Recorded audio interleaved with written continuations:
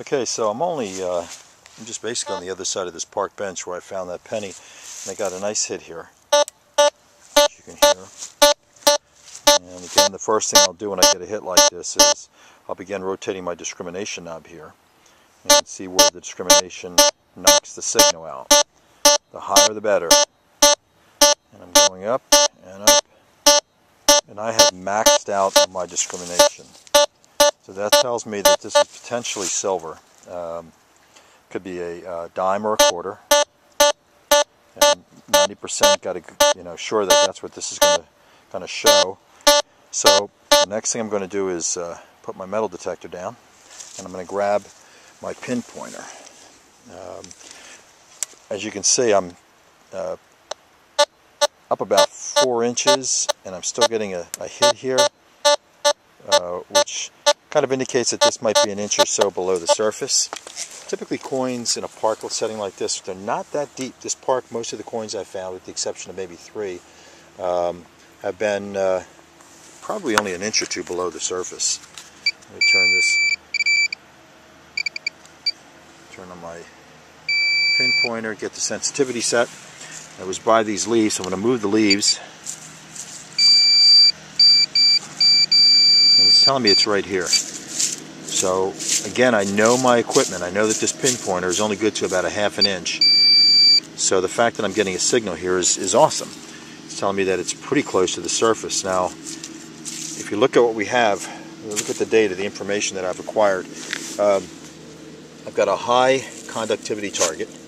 Typically indicates dime or quarter.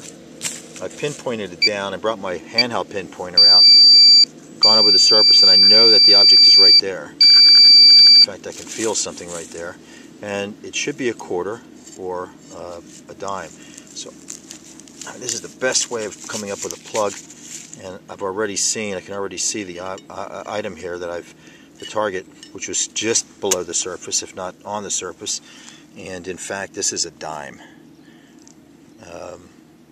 The whole point of metal detecting is to improve your success rate, and here I have a detector that's nothing more than a beep and dig machine, but again, through knowledge of how this detector works and when my targets discriminate out, I'm able to eliminate really 90%, 95% of the targets I come across. This is probably I think it's my 7th dig right now, and of the 7, 4 have been targets, 3 pennies and now a dime. And it all happens because I know my equipment. So this is the technique I use. We're going to go and see if we can find something else. I'll post this on YouTube. But for you metal detectorists out there looking at the Vaquero or some other simple machine as a backup, or maybe your prime machine, I use this a lot. Consider the Tesoro Vaquero. Excellent metal detector. Ground balancing and excellent discriminator. Alright, we'll see what else we can find here. I'll be moving my way along this tree line in this path. They seem to be the most productive in this park. Be back in a bit if we find something else. Okay, so I'm here nearing the end of my search here, but I came across this target. It's a little questionable. According to this, it's probably 1.5 inches, 2 inches down. And most coins are not going to be that deep in this park. But I'm also located near the road, and there's a lot of runoff that goes in this area. As you can see, there's almost like a little gully that runs along the road. So that would indicate that if water builds up here, there's a good chance that this could be a coin. And it could be down 1.5 inches or so. I'm sensing this at about 4.5, 5 inches maybe above the ground. Maybe a little less than that, 4 inches. Good signal. As I rotate my discriminator up, I'm also finding that I'm up at max position and still getting a signal. A little broken. It could still be a dime. So I'm going to go through my process here of pinpointing, and I may not find this with the pinpointer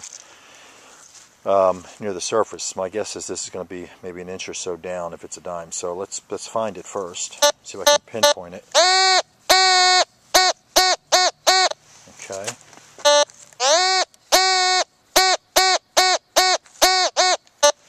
I got the area that I want to begin looking in.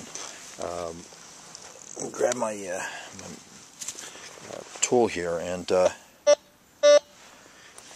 going to just brush away some of the debris in the area here, clean it out as best I can. And then, as I always do, pull out my trusty little bullseye pinpointer, set the sensitivity, go over the target area. My guess is I'm not going to hear anything. As I said, this target, based on the height of the detector, is probably down around an inch or more. And I already know that bullet pinpointer, bullseye pinpointer, is only good to about a half an inch. So I can dig this. Again, a little skeptical on this. It broke up a little bit at the high end. I know it's down a little ways, but it has some good possibilities, so I'm going to dig this up. Not 100% sure. We got a coin on this one for a couple of reasons, but let's dig this up. Now I'm going to take the pointer. Now I'm down about 1.5 inches. If this is still ringing with the pointer now loud, and it seems to be deeper, then I know this probably isn't a coin. It's some bigger object located further down. But let's go through, and I'm not sensing anything. So let's go over this with the metal detector. This is telling me this is a deeper target right now, and my pinpointer can't pick it up. So let's sweep the metal detector over it again. As you can see, it's saying it's still in the hole. My guess is this is this is a junk target at this point. But I'll dig, because there's no way of being 100% sure. Now I'm down pretty deep. I'm down approaching 3 inches, and I know with the metal detector where I have my settings that for the most part I was up about 4 inches off the ground. This is only good to maybe 7 inches where it's set. Let's go in here and see. Still nothing. And I can almost guarantee that if I go in here with my metal detector, I'm going to get a signal. And the only reason I'm digging this and putting this on YouTube is to show you that, let's see, yeah. So my guess is that this is a aluminum can.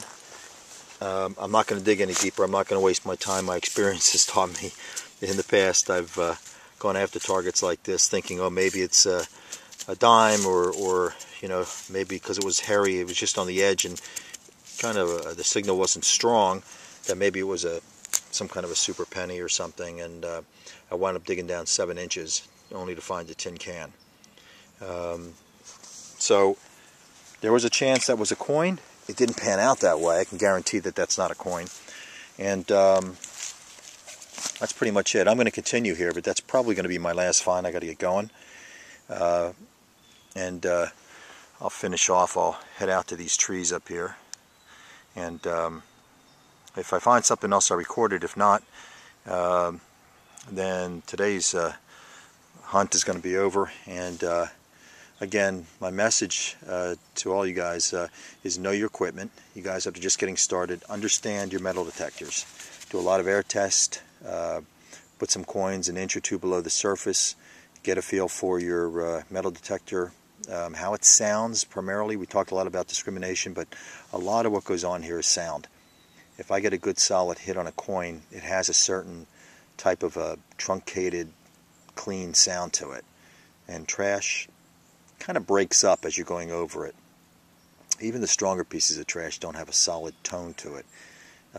There's a difference, and the more time you spend with your metal detectors, primarily detectors such as the Vaquero that I use, you'll get to know just how your unit sounds when it comes across trash, good targets, and it'll certainly improve your odds and reduce the amount of digging you do.